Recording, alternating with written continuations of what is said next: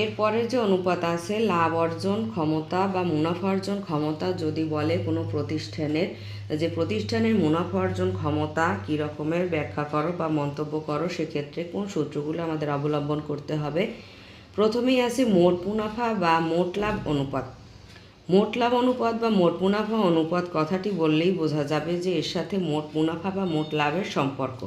তো মোট লাভকে বা মোট মুনাফাকে যদি আমি নিট বিক্রয় দিয়ে ভাগ করি আর 100 দিয়ে গুণ করি, তাহলে আমার একটা পার্সেন্টেজ বের হবে। আদর্শ মানের হচ্ছে 20% থেকে 30%, অনেক সময় অনেক বইতে বা একটু কম বেশি আছে, সেক্ষেত্রে আমরা ধরতে পারি 20 থেকে 30%।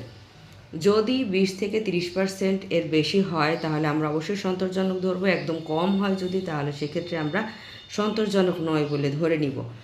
এর পরের ধাপে হচ্ছে নিট মুনাফা বা নিট লাভ অনুপাত। তাহলে এই সূত্রের মধ্যেই উত্তরটা আছে কিভাবে, নিট মুনাফা বা নিট লাভকে যদি আমি নিট বিক্রয় দিয়ে ভাগ করি, গুণ করি 100 দিয়ে। আমরা কর ধার্য করার পূর্বে যে নিট লাভটা পাই ওটাকে বলা হয় করপূর্ব নিট লাভ। তো আমরা এখানে করপূর্ব নিট লাভকে ধরবো। করপূর্ব নিট লাভকে নিট বিক্রয় দিয়ে যদি ভাগ করি 100 দিয়ে গুণ করি, তাহলে আমাদের বের হবে পার্সেন্টেজ আকারে। অবশ্যই এই মুনাফাগুলোর ক্ষেত্রে মানে লাভ অর্জন ক্ষমতা বা মুনাফা অর্জন ক্ষমতা বোঝালে সবগুলো হার হচ্ছে পার্সেন্টেজ আকারে হার আসবে। তো এখানে আদর্শ মান ধরা হয়েছে 5% থেকে 10%, আবার কখনো ধরা হয় 10% থেকে 15%, দুইভাবেই ধরা সম্ভব। এর বেশি হলে ভালো বা লাভজনক সন্তোষজনক, এর নিচে বা খুব কম হলে তাহলে বুঝতে হবে লাভজনক বা সন্তোষজনক নয়। এর পরের সূত্রটি হচ্ছে বিনিয়োজিত মূলধনের আয় অনুপাত। তো বিনিয়োজিত মূলধনের আয় অনুপাত করতে গেলে আমাদেরকে অবশ্যই কর বাদ নিট লাভ ধরতে হবে।